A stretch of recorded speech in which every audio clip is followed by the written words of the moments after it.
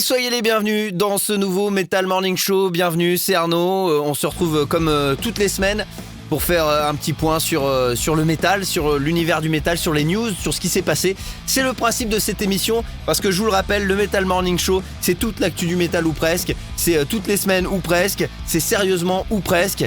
Donc voilà, on va faire le tour, on va également faire un tour en réunion, puisque ça c'est une nouvelle tradition qui a été lancée la semaine dernière. C'est-à-dire qu'on va en réunion et on lit vos messages, puisque je reçois vos messages, que ça soit sous les vidéos, sur les réseaux sociaux aussi. Je mets les messages les plus intéressants entre guillemets de côté, et puis on fait une petite réunion tous ensemble en début d'émission pour pouvoir faire le point, tout simplement, pour qu'on soit bien d'accord sur les objectifs de cette émission et qu'on puisse vous donner aussi un petit peu la parole, parce que c'est aussi votre émission, même si c'est surtout la mienne. En tout cas, on a un beau programme aussi aujourd'hui. On aura quelques news à passer en revue, et puis on va écouter des sons aussi, on va découvrir des sons.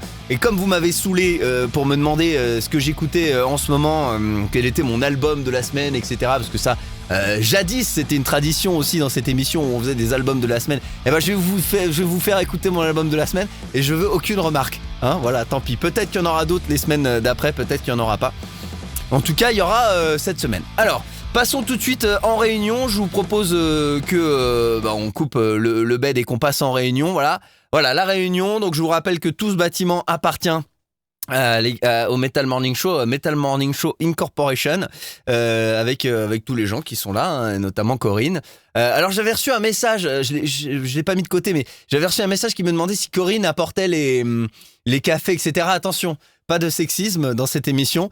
Corinne, déjà, est un homme, la plupart du temps. Il choisit de se faire appeler Corinne. Et son nom de famille, c'est Véreux. Donc voilà, pour ceux qui ont la ref, vous savez que ça peut parfois être un homme, parfois être une femme, parfois on ne sait pas trop. Donc il vaut mieux éviter d'aborder ce sujet avec Corinne. Corinne, est-ce qu'on a des messages, Corinne, par rapport à ce qui nous avait été à l'émission de la semaine dernière ? Est-ce qu'on peut faire un point sur les messages qu'on a reçus ? Est-ce que vous pouvez me donner les messages, Corinne ?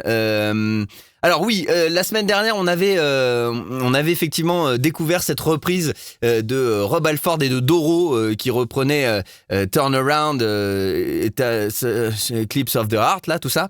Donc on a des messages à ce propos. La reprise de Sheens nous dit: la reprise de Doro et Rob Halford, c'est pas terrible et ça n'apporte pas grand-chose. Une tentative de relance de la carrière de Doro, peut-être avec le featuring, mais pourquoi sur cette chanson ? Voilà, c'est les questions, les gens se posent des questions et c'est bien normal. Je propose qu'à la réunion de la semaine prochaine, on fasse un tour de table sur les reprises dans le métal. Et voilà, le tour de table est en train d'être fait. Et Gros Filou, puisqu'on a parlé de Gros Filou alias Phil Anselmo, qui avait pour Halloween, je sais pas si c'était sa maison. Je pense que c'était sa maison, qu'il a foutu le bordel dans sa maison et qu'il a décoré sa maison pour faire marrer ses potes et puis ses voisins. Et il avait fait une sorte de petit comme un train fantôme, voilà, où les gens pouvaient venir regardez les décos qui avaient été posés pour Halloween. Donc Gros Filou, il ne rigole pas quand il décore. Je me demande ce qu'il va nous faire à Noël. Voilà, est-ce que Gros Filou va se décorer pour Noël ? Ça, c'était la question effectivement qu'on se posait. Autre message qui nous est parvenu. Olivier qui nous dit: mais quelle belle salle de réunion. Voilà, effectivement, la salle de réunion est quand même très cossue. Je veux la même. C'est Corinne qui fait le café, voilà, et qui amène les chouquettes. On en parlait effectivement. Non, attention Corinne, il vaut mieux pas partir là-dessus. Corinne Véreux, je le rappelle. Aurélie a envoyé un message, un mail, un commentaire, voilà, un commentaire sur la vidéo précédente. Quel soulagement de retrouver le Metal Morning Show et en images qui plus est. Voilà, c'est un soulagement pour tout le monde, à part pour moi. Merci de poursuivre cette aventure et de partager toutes ces plus ou moins belles découvertes. Bon, clairement, Doro et Rob, on passe. Sur le papier, on se dit pourquoi pas, mais en termes d'exécution, ça manque furieusement d'âme et d'originalité. En revanche, je plus sois Slower. Merci pour la découverte. Slower, c'est effectivement le projet il faut aller voir dans la précédente vidéo. C'est un projet Doom qui reprend du Slayer en fait, ça s'appelle Slower, avec des grands noms du stoner et du Doom. Donc il faut cliquer sur la vidéo précédente pour voir ce que ça donne. Et puis Cobra Spell, même si c'est musicalement moins ma cam, elle aime aussi Aurélie, donc c'est tant mieux. Pareil, tout ça, vous retrouvez ça dans l'émission précédente. Un grand hâte de la sortie du docu sur le satanisme également, dont on parlait la dernière fois. Et pour le prochain ordre du jour du meeting avec Corinne, peut-être évoquer les tournées concerts à ne pas manquer en France. Non, mais je ne suis pas un agenda, Aurélie, donc De toute façon, Radio Métal le fait très bien, mais tous les concerts, et puis c'est dispo aussi sur les internets. Moi, je vais pas me commencer à regarder tous les concerts et à vous demander où vous habitez pour vous envoyer au concert. Vous débrouillez un petit peu, un minimum quand même. Mais merci pour ce message, Aurélie. Attention. Jérôme qui a envoyé un commentaire aussi sur la précédente vidéo.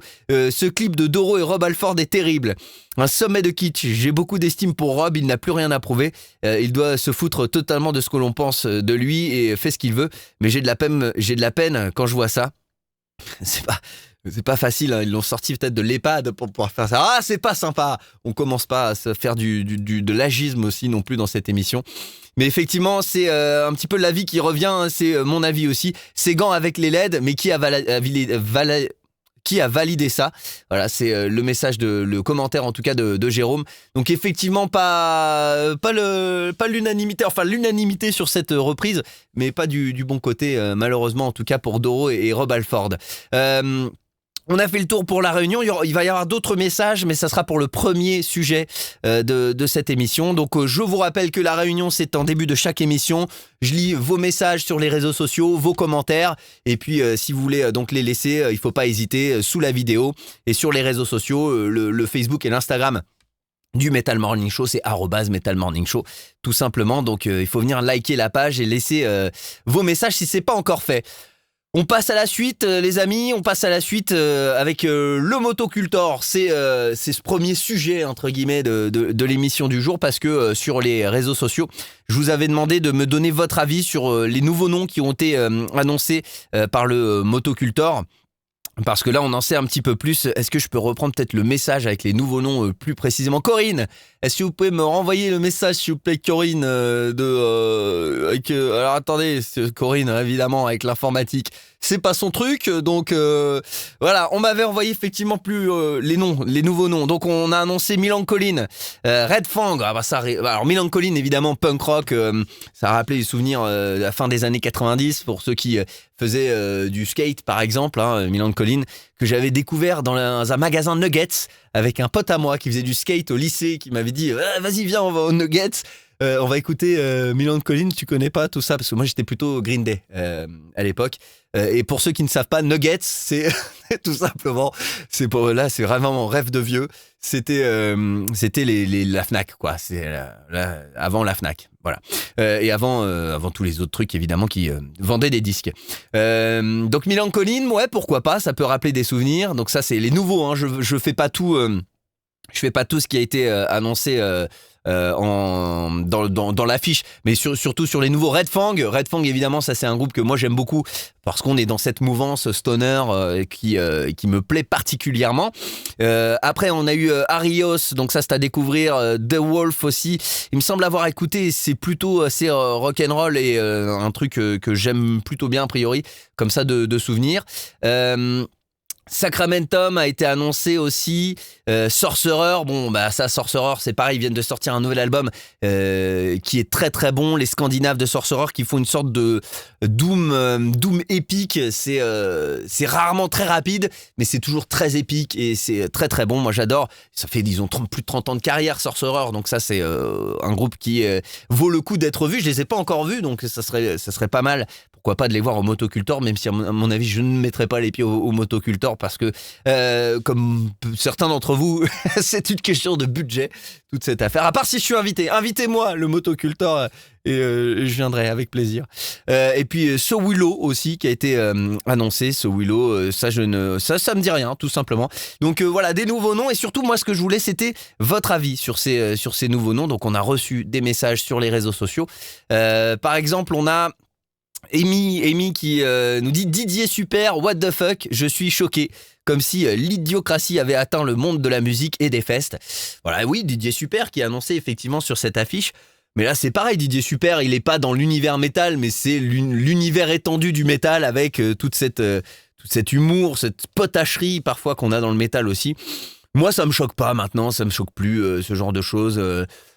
Si t'as pas envie de le voir, à la limite, je peux comprendre, il y a aucun problème, mais tu vas pas le voir et puis voilà, il y a pas de gros malaise, sachant que chacun, comme le Hellfest, je pense que chacun essaye de ramener un maximum de monde aussi. Donc voilà, Pourquoi pas Didier Super, ça peut être le bon délire entre potes, hein. C'est un fest, man, je le rappelle. On est surtout là pour s'amuser, hein, comme tous ces gens qui viennent déguiser. Peut-être qu'il y a des gens qui viendront déguiser en Didier Super. Voilà, et on ne saura plus qui est qui, et on sera bien embêtés.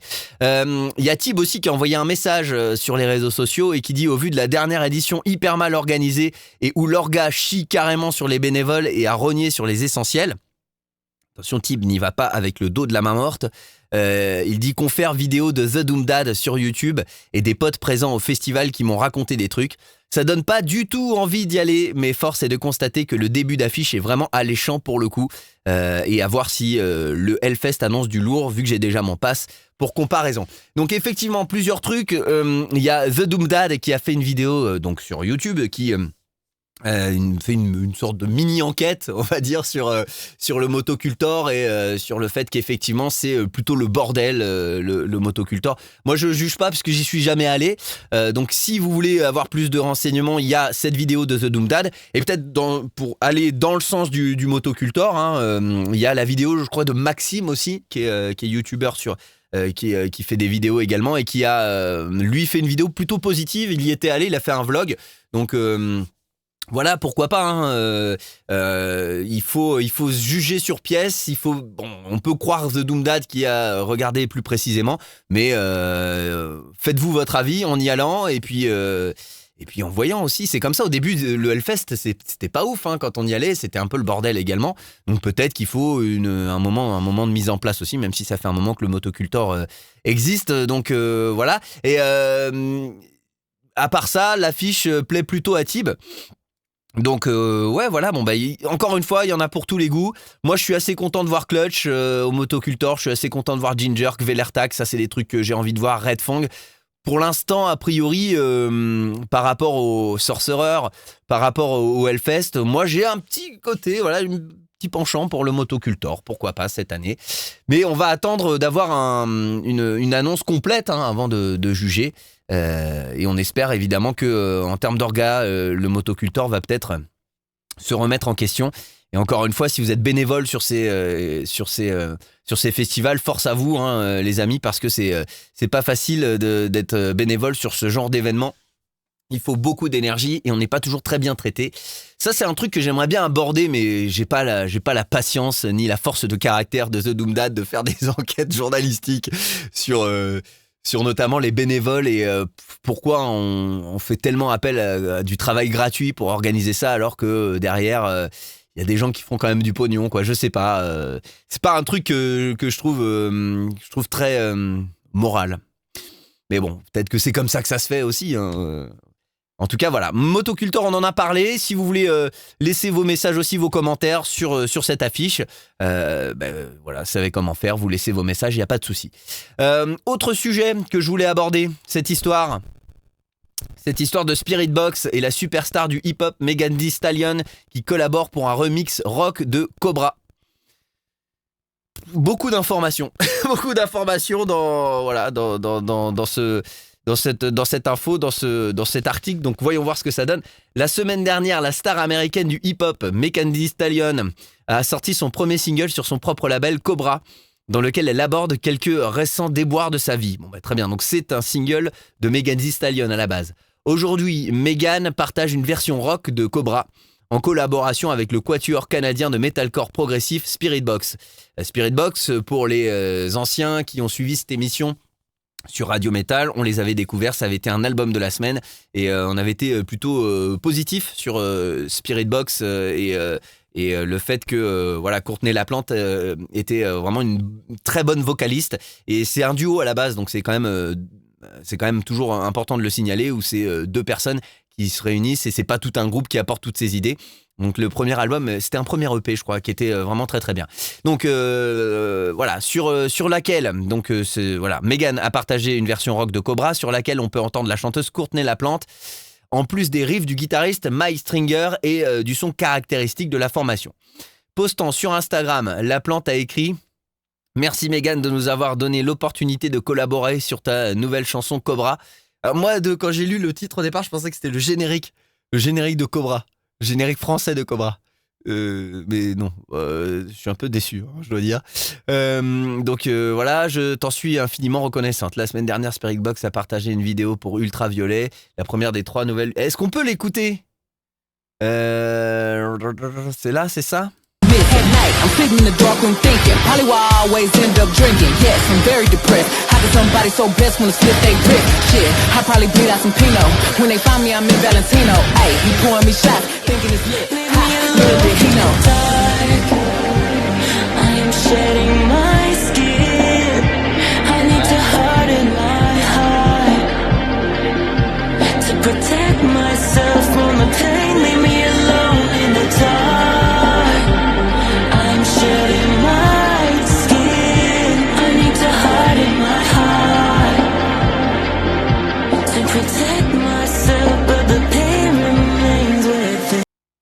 Ok, bah pourquoi pas, hein, ça peut être intéressant. On l'a en entier.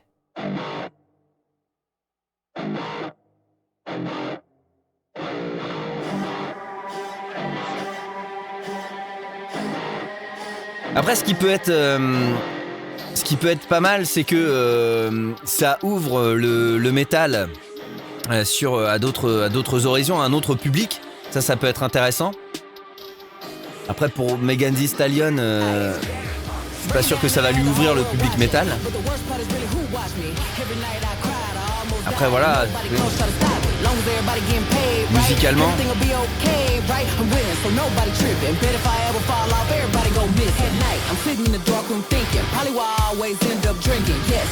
Musicalement, ça ressemble à du metalcore classique, avec du rap dessus, quoi.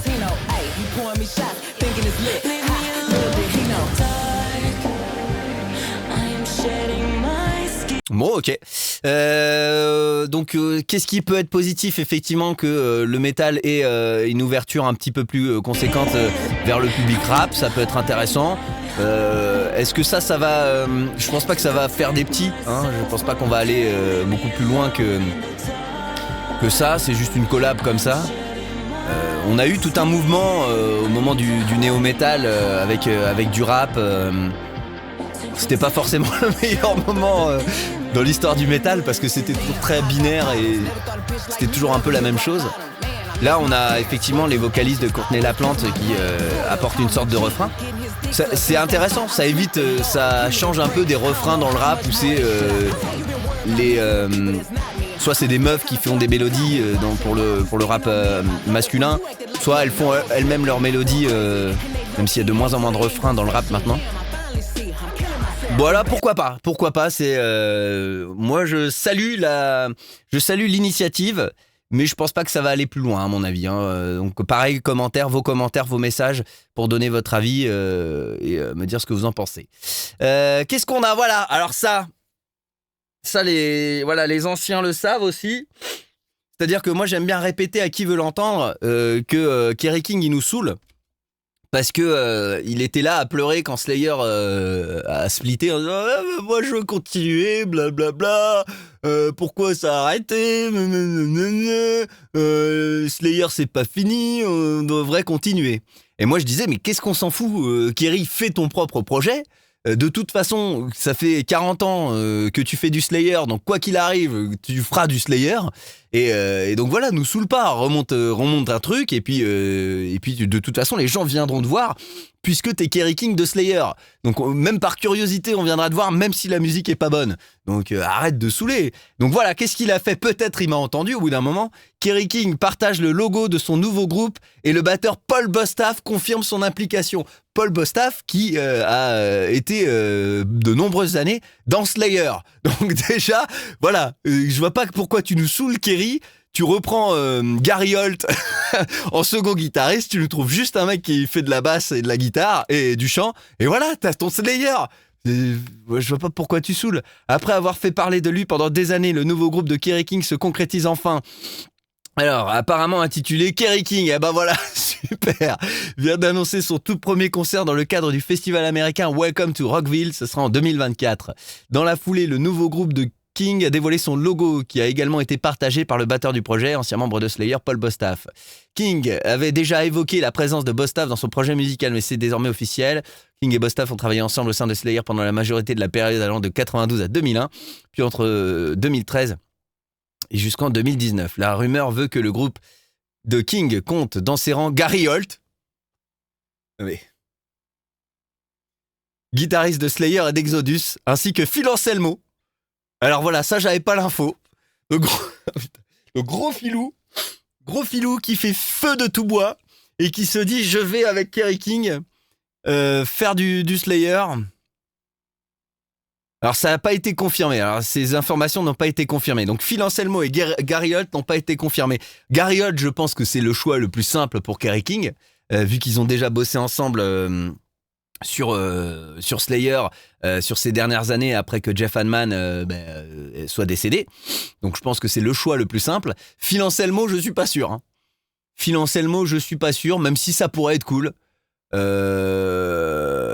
Moi, ça me plairait. Moi, ça me plairait. Hein. Je serais assez client de cette histoire. Ça, c'est l'affiche du Welcome to Rockville et ça, c'est le logo. Double K. Ok, et on attend ça. On va voir ce que ça donne. Hein. Donc, c'est quand Welcome to Rockville? Ah ouais, 9. C'est au mois de mai 2024. Ok, donc on aura des nouvelles début d'année 2024, quoi, pour écouter quelque chose. Eh cool, on va voir ça. Phil Anselmo, j'y crois pas trop. Hein. Surtout que Pantera, ça va continuer encore en 2024, à mon avis. Donc je suis pas sûr. Et il y avait eu des rumeurs comme quoi il y avait des nouveaux sons aussi pour Pantera. Peut-être qu'il y aurait des nouveaux sons, ce qui n'a pas vraiment d'intérêt puisque Pantera sans Dimebag Darrell et sans Vinnie Paul, ça n'a aucun intérêt. Puisque ça va être juste des mecs... à part si Rex propose des riffs et tout, mais je suis pas sûr que ce soit lui qui propose le maximum de riffs. Enfin bon, on verra, mais ouais, on attend cette histoire de Kerry King, voilà, avec un projet qui s'appelle Kerry King, tout simplement. Eh bravo, voilà, tu vas y arriver, Kerry, finalement, tu vas pouvoir surpasser ta dépression et revenir sur le devant de la scène avec un ersatz de Slayer, comme ça tout le monde sera content. Je voulais vous parler de ça aussi, en tout cas lire cet article, voir de quoi il en retourne, puisque j'ai vu passer ça. Spotify, les chansons devront être écoutées au moins 1000 fois par an pour obtenir des royalties en 2024. Alors on est nombreux à avoir des groupes, moi j'en ai un aussi, et Spotify, le streaming, ça peut être un revenu relativement, même si personne ne compte dessus quand t'es un groupe en développement, quand t'es un groupe pas connu. On aime bien quand même avoir un minimum de streaming et que ça puisse rapporter un peu d'argent. Donc ça, peut-être que ça pouvait intéresser ceux qui ont un groupe. Et je voulais donc qu'on lise cet article. À partir de 2024, Spotify exigera que chaque chanson sur sa plateforme soit écoutée au moins 1000 fois par an pour être éligible aux redevances. Ce seuil, qui n'était pas connu auparavant, a été confirmé par Music Business Worldwide, qui a indiqué que 1000 streams seront effectivement le volume de lecture annuel minimum que chaque titre du service devra atteindre pour commencer à générer des royalties à partir du premier trimestre 2024. Ok, selon Christine Graziani, présidente de la plateforme de distribution musicale STEM, dans un éditorial publié par conséquence, le gain qui manquera aux artistes en dessous de 1000 écoutes aurait été d'environ $3. Ah oui, ce qu'il faut savoir, c'est que j'ai regardé un peu par rapport à mon groupe les chiffres là, depuis la sortie, il y a un EP qui était sorti sur les plateformes en février dernier, donc ça fait pas encore un an, mais presque. J'ai gagné $1,40. Attention, c'est vraiment... c'est Byzance. Là, c'est l'opulence la plus totale, hein, attention. Merci les plateformes de streaming. Alors, Madame Graziani, qu'est-ce qu'elle dit? Elle explique, selon Spotify, les chansons commenceront à percevoir des redevances dès que 1000 streams par titre seront générés au cours d'une année. Soit un peu plus de 80 streams par mois. Autant dire que quand tu es un groupe en développement, c'est impossible. 1000 streams sur une période de 12 mois représentent au maximum $3 de revenus. Donc $3 par an. C'est ça, je dis pas de conneries. 1000 streams sur une période de 12 mois, donc 1000 streams par an, au maximum, $3 de revenus. Donc voilà, $3 minimum si t'as 1000 streams. Ces $3 sont bien inférieurs au seuil à partir duquel presque tous les distributeurs autorisent les artistes à transférer leurs gains par leur propre compte, sur leur propre compte bancaire. Oui, d'accord. Oui, effectivement, en d'autres termes, il s'agit d'argent qui n'est actuellement pas versé aux artistes.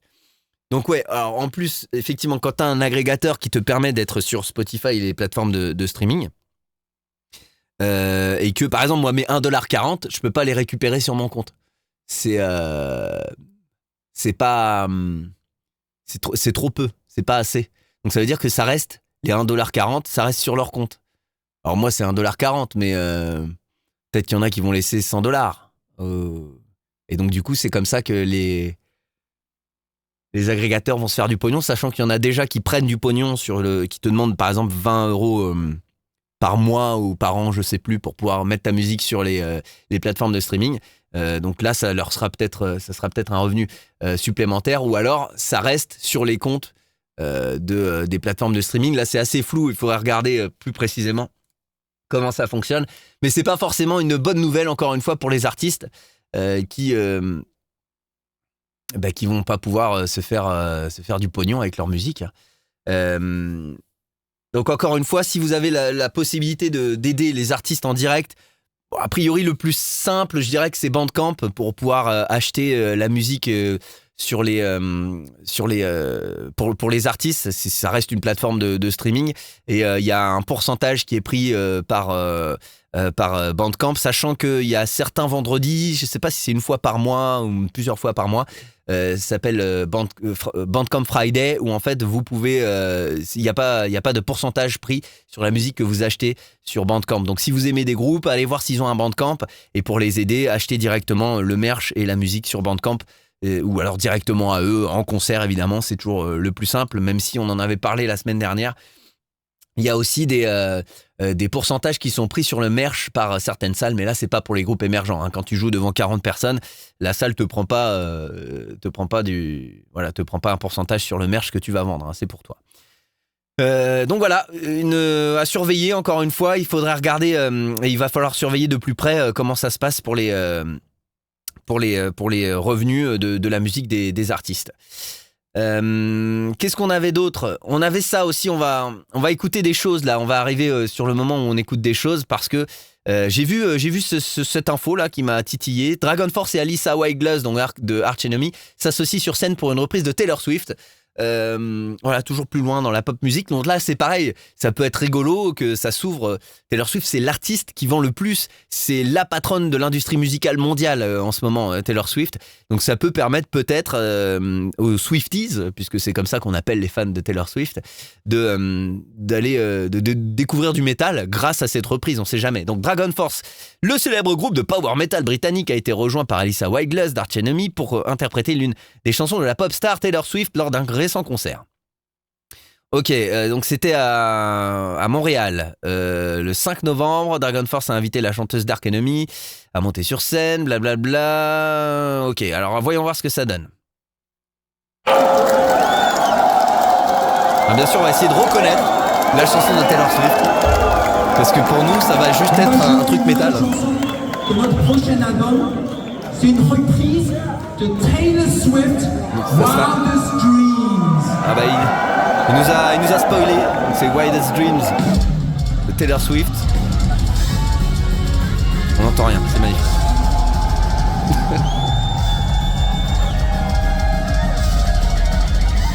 Ah ouais, c'est la qualité hein.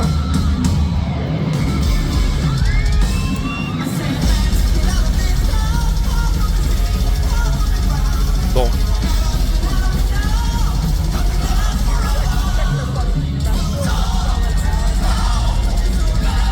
Voilà, vraiment, c'est filmé par un téléphone portable, donc on pouvait pas en attendre beaucoup mieux.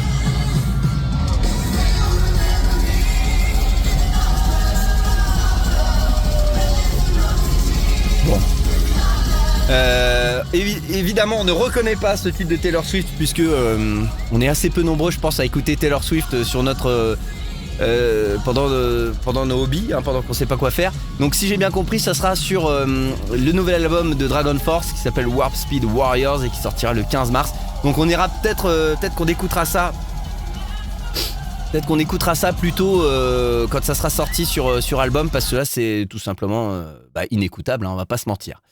Donc à surveiller, encore une reprise improbable de la part du métal, mais encore une fois, si le move de Dragon Force c'est de s'ouvrir entre guillemets aux Swifties et d'instiller un peu de métal dans la pop et dans le public pop, moi je trouve ça toujours intéressant. Ça peut être pas mal. Cette info aussi, alors voilà, puisque le respect est mort visiblement en ce qui concerne Ozzy. Ozzy Osbourne, une statue en gâteau à son effigie inaugurée à Birmingham. Une statue en gâteau, mais sérieux, le prince des ténèbres a une statue en gâteau. Un hommage à l'image de l'artiste bien rocambolesque. C'est peu de choses de dire qu'Ozzy Osbourne est au moins aussi connu pour ses frasques que pour sa musique. Le chanteur de heavy metal s'est notamment fait connaître avec Black Sabbath, des véritables précurseurs dans leur domaine, mais aussi en faisant des trucs complètement invraisemblables comme ouvrir le feu sur ses propres chats à cause de l'influence de stupéfiants. Un personnage haut en couleur, on peut le dire, et sa ville d'origine a décidé de lui rendre hommage. Un hommage bien farfelu à l'image de sa personnalité. Ozzy Osbourne vient de Birmingham, comme les autres membres fondateurs de Black Sabbath. Une ville qui aura été très importante dans la culture hard rock metal, puisqu'elle aura aussi vu naître Led Zeppelin, Napalm Death ou encore Judas Priest. Et en ce moment, dans la ville, a lieu l'exposition Cake International au National Exhibition Center de Birmingham, où une artiste, Jen Lashbrook, expose des reliques grandeur nature de célébrités faites en gâteau. Non, mais Ozzy. Alors, est-ce qu'on a... on n'a pas des images, faut aller sur X. J'ai pas X. Désolé, j'ai pas X. Désolé Elon Musk, excuse-nous. Excuse-nous Elon Musk. J'ai pas X. King Size Charles Cake. Voilà, donc ça c'est le cake de... elle a démoulé un cake du roi Charles. Et elle aurait démoulé un cake de Ozzy Osbourne, mais on le verra pas. Hein. On le verra pas. Ah, c'est quoi ça? Ça c'est Stranger Things. Ok. Donc les personnages de Stranger Things en cake. Très bien, ça c'est Vecna de Stranger Things. Ok. Ah le voilà. Oh putain.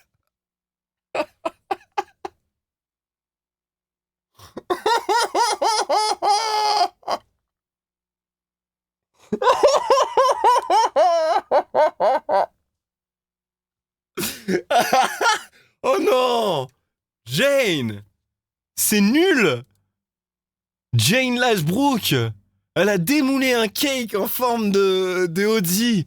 Oh là là là là, mais non. Enfin, je salue évidemment les heures à passer à faire ce cake, mais là non. Oh là là là là là là. C'est pas possible, hein. C'est moche. Le respect est définitivement mort pour Ozzy Osbourne, malheureusement. Désolé Ozzy, hein, et puis désolé Elon Musk, on n'a pas X. Alors, ensuite, on va écouter des choses et je vais vous demander de me dire ce que vous en pensez sur les réseaux sociaux et sur les commentaires suite à cette vidéo. Puisque on m'a envoyé des trucs à écouter, et notamment ce groupe français, si je dis pas de bêtises, qui s'appelle Taotopia, qui est monté qui a été monté il y a 5 ans, puisqu'ils avaient fait un premier album qui s'appelle Nightfall, qui était sorti en 2018. Et là, il y a Glitch, si je dis pas de bêtises, qui va sortir ou qui est déjà sorti. Et c'est du prog metal gent technique. Alors voilà, il va falloir me dire ce que vous en pensez. Moi, j'ai jeté une oreille avant l'émission et je me suis dit que c'était pas mal. Donc on se met un bout et puis vous me direz ce que vous en pensez. Le clip est fait en IA, hein, on peut le remarquer.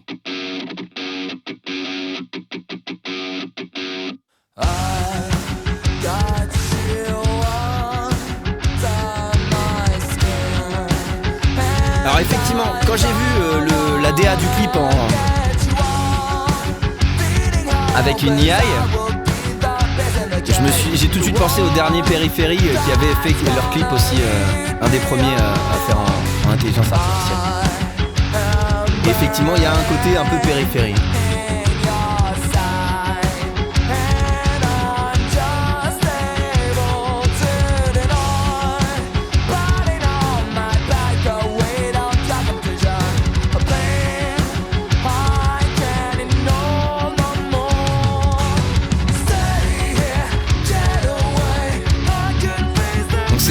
d'un guitariste qui s'appelle Tao Pama. Il y a Mathieu Verguez qui est au chant, Sébastien Rozoul qui est à la basse et Thibaut Feijan, désolé si je prononce mal les copains, qui est à la batterie. J'aimais bien le refrain.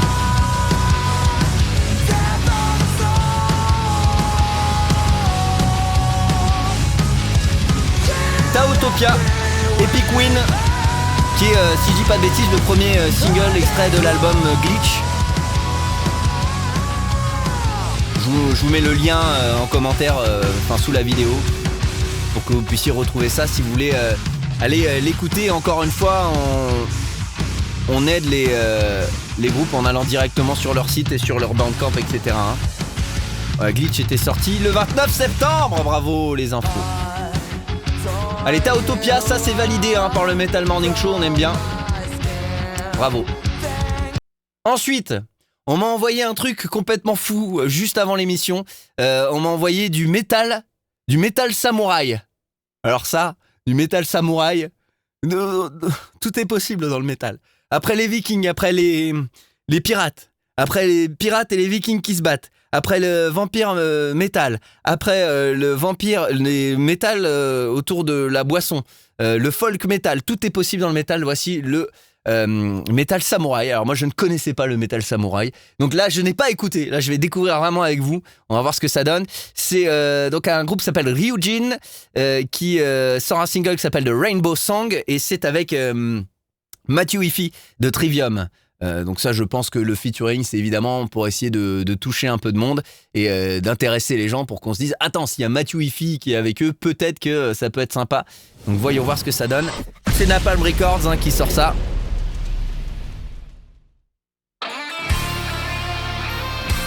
Alors pourquoi c'est samouraï ? Parce que c'est japonais. Mais ils font rien de samouraï après dans leur... je veux dire, ils racontent des histoires de samouraï.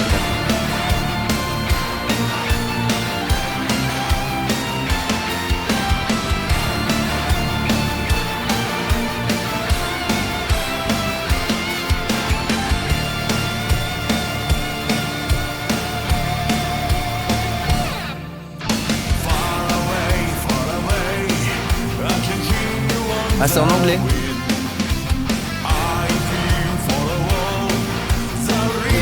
Je disais que ça allait peut-être être en japonais.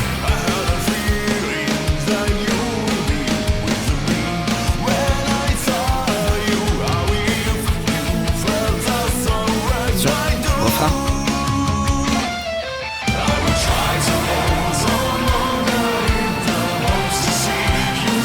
Ok.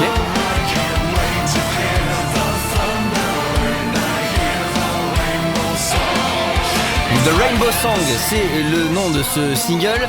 Et Ryoji Shinomoto nous dit « Nous sommes très fiers de cette chanson, c'est une fusion de titres d'animés japonais des années 90 et de power metal. Nous l'aimons vraiment beaucoup. Nous avons illustré le clip par des images de la nature de ma ville natale Hokkaido et des costumes tribaux Ainu, car je suis très fier des magnifiques paysages que nous avons ici. Matt a arrangé les paroles, écrites à l'origine à propos de la truite.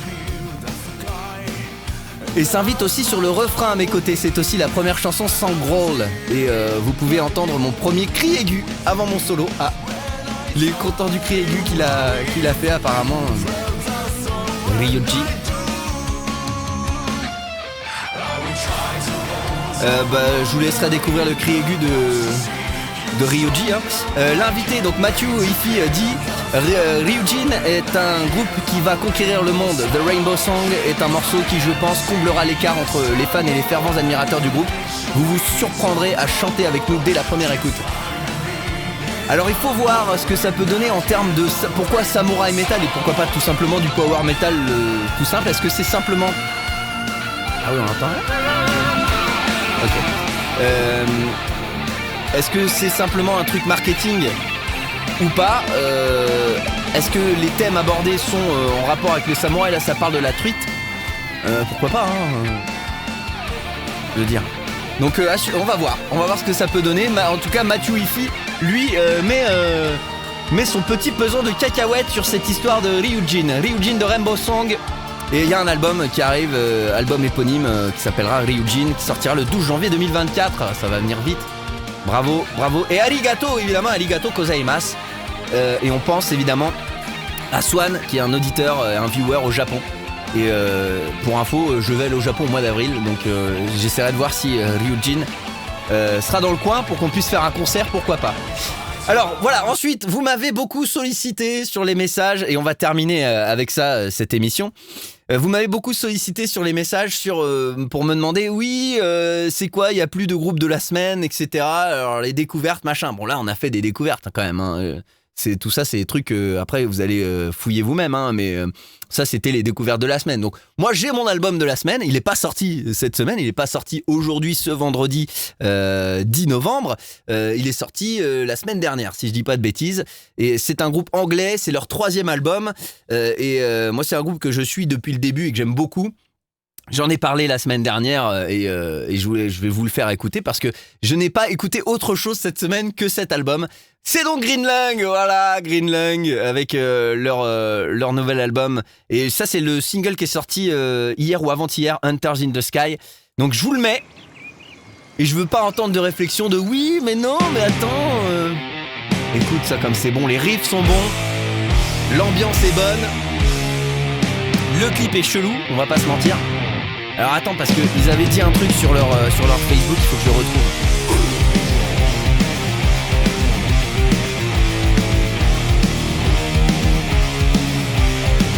Parce qu'ils ont expliqué pourquoi le clip.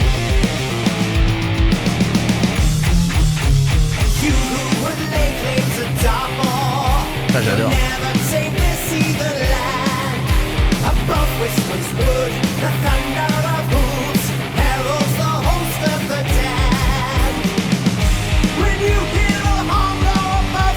C'est épique. Il y a des riffs. Il y a de la voix.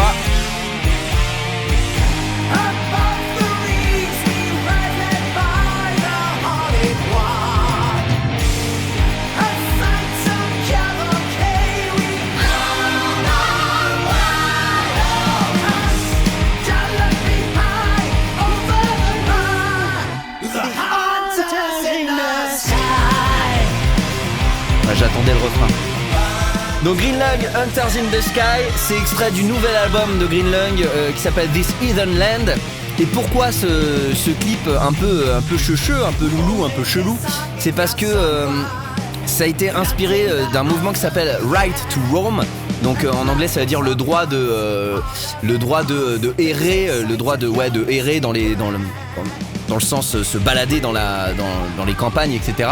Donc c'est un mouvement qui protestait contre le bannissement du camping sauvage à Dartmoor, donc l'été dernier. Dartmoor, c'est une région de l'Angleterre, et c'est donc un titre à propos de se lever contre l'aristocratie anglaise qui veut contrôler les terres qui sont à tout le monde en fait.